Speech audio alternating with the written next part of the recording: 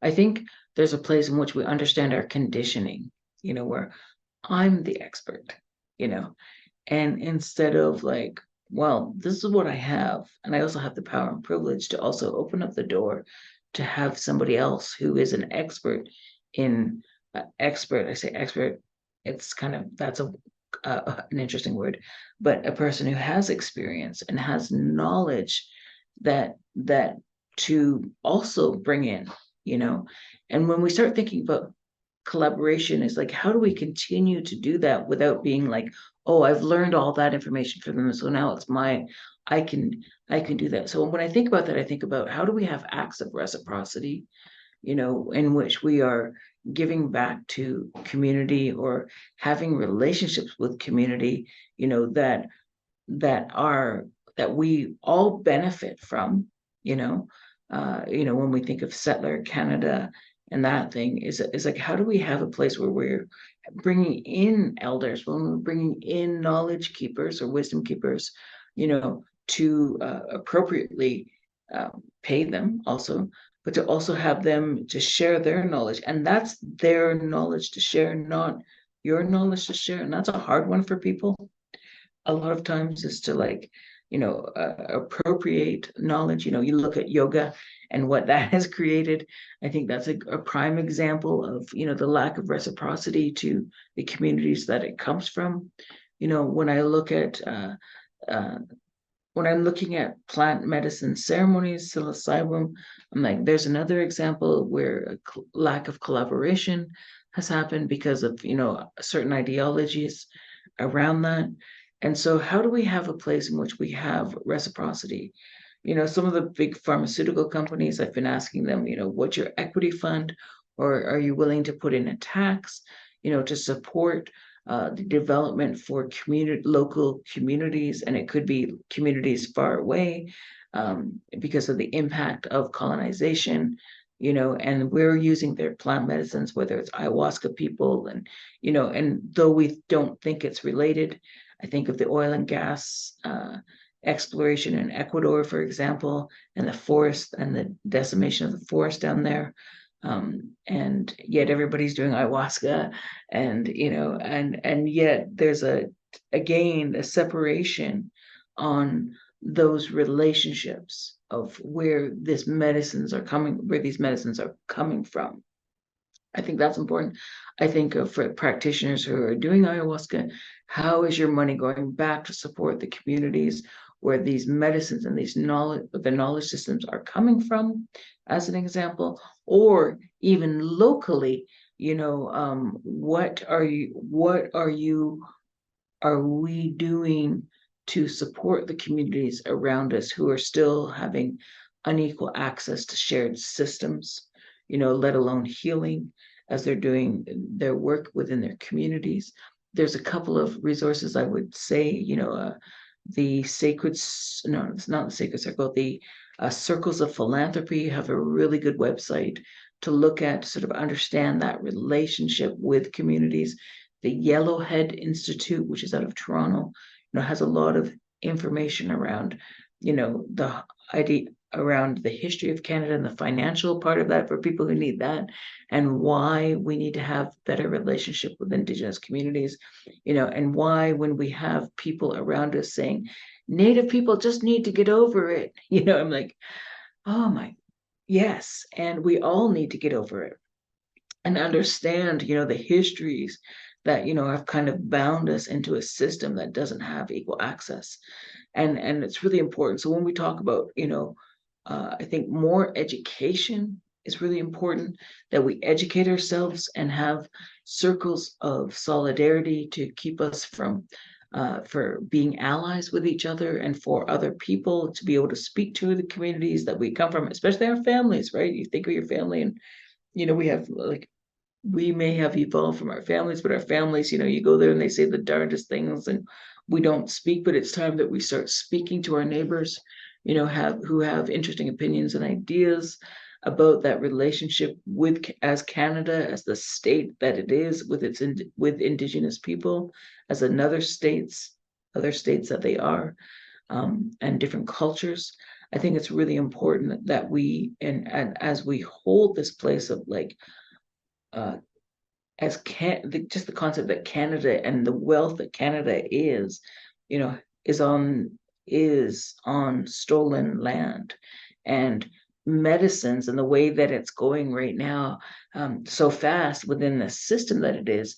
How do we make it an equitable place in which that we are sharing what we are receiving so much, especially when you're benefiting from it, when I think of a $3,600 session, I'm just like, hang on a second, and I think about contextually how research has set up medicine work. And I think of like, I was just talking to my friends who was I believe at Cambridge University, and he said it's really funny when you go in for the research stuff and they put headphones on you, they press play, and they might light a candle or something, but he said it's just so contextually not, and they're asking you every 2 minutes, how are you doing? How are you doing? Are you?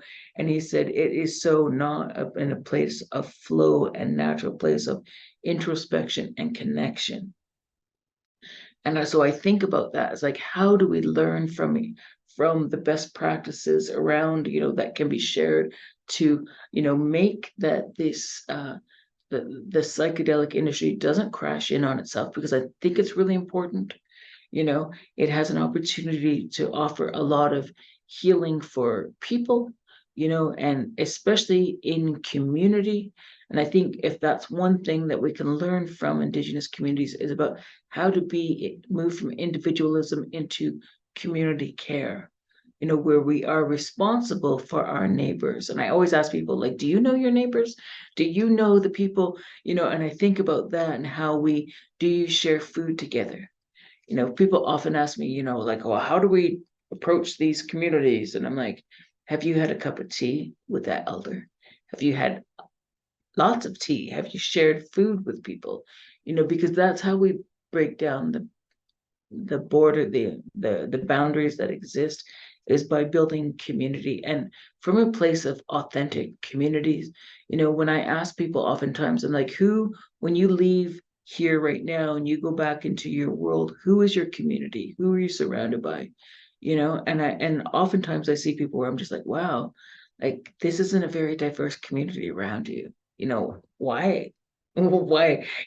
Especially when you're living in urban spaces, I'm like, why is it not diverse? Or, where you go to and the places that you hang into, who's there? And why aren't there other people there? And start asking yourself these questions, this inquiry, of like, who's present at the table, and how can we bring other voices and ideas and learnings uh, into our work, especially from other cultures and communities. I look at, I often hear from my South Asian friends are like, wow, this is like us. You guys are like us. I hear that and I always laugh because I'm just like, that is really funny. And it's, and that means like the intergenerational family connection that I see, that is really important. Or the food, you never walk into somebody's house without them feeding you. And those places in which, people come together, you need something, people come together, and I think that's really important, and especially in the societies that we live in right now, where there is such a call to action because of the levels of trauma that we've created on a world level, our oceans, our air, the things that we breathe, let alone the intergenerational trauma. I think it's really important. And I think this is, if anything, you know, that it is important that we do our own work first. I think of my friend, I was laughing as we were hiking the other day. I'm like, therapists, you're probably the worst communicators. And that's why you got into therapy, because you had your own stuff to work out. But it's really important that we do that work, so that relationship with the medicine, allows us to go deeper, and try other medicines, because I think that's important, because we can get comfortable, and certain medicines work at a certain level, and that's okay. But there's levels and layers of, especially around the intergenerational trauma, that we talk about the blind spots. I use the word white supremacy, but the blind spots in which certain conditionings come down from our family lineages, that our parents didn't know or our grandparents didn't know, but they did what was right because that was the time and the history. But it's important that we do that work so that we stop getting in our own way with our assumptions and our judgments, because that's the place which the barriers, invisible barriers that people can feel, that our intuitive self, like when I think of medicine and you get open, you can feel and sense, we have those abilities without medicine, but most of us are so blocked in and not just trauma, in sort of ideologies, shame, blame, guilt, fear, things that we carry that we don't even know we carry from maybe even in utero that block us from being in relationship to each other and past the place of like banishing you're right, you're wrong, into a place of like, oh, that's awkward and that's uncomfortable. And how do we actually build so that we're actually offering healing, and watch how we also get in a place where, we are never an expert. I think of the teachers that have held me over the years, like, before I got into psychedelics and like very traditional people who were, you know, there was never any grandizing. There was never any of that sort of celebrity culture that we have today, again, within our society of, we live in a culture of make believe.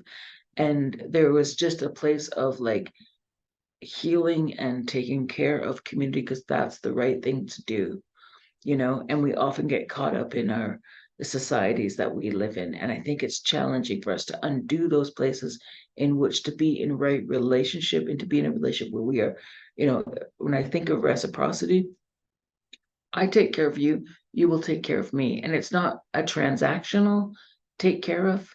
I think that's a really important one to sort of sit with and undo within ourselves, but I think about how like there's a fourth century Jewish scholar who talks about named Maimonides, I'm not quite sure the name, who talks about 8 levels of charity, where, on this end of the spectrum, it's like the giver gives belligerently and the receiver's like, oh, thank you. Where on this side, where the giver gives without knowing where it goes and the receiver receives it without knowing where it comes from. And the only thing I could think of, society levels, I think of, where we are here around money. If you have to apply for money, you have to apply for research money, and you have all these things in which you have to uphold so that you can have that money. People say, well, that's an accountability thing. I'm like, it's not an accountability thing. It's really when we start undoing it, because what's the right thing to do? And we all know the right thing to do, and I started looking at, and it's mostly indigenous cultures, people who live close to the land, where the greatest wisdom is held, have that. And the only thing I could find at that end of the spectrum was like maybe a raspberry bush where you're walking along, the raspberry doesn't know who it's going towards, just growing these beautiful gifts that you get to put into your mouth and experience that. I look at the West Coast, people with the potlatch system. It's not about how much you hold, it's about how much you take care of your community, is your status within the community, which is a completely different concept with the sort of the who we uphold in our society, of the people who are the hoarders of money, the dragons on their wealth, and I don't need to name them. We all know who they are in our society, those, few people who own most of the world because of their wealth, and they're going in spaceships to places, those people. It's problematic in regards to, it's not about taking care of community, and I think those ideologies of how we have a lot to learn on the spectrum of like, how do we have those relationships? So as I take care of you and I give to you, there's a sharing, and it's not transactional. Okay. And I think that's a really important piece to hold as we do this work around collaborative healing, and also knowing when we need to sit there and be witnesses to what is being learned and taught, and having those circles of solidarity around us that allow us to learn, and to also to give us reflection, and authentic reflection, and I think that is the piece, is authenticity. So thank you so much.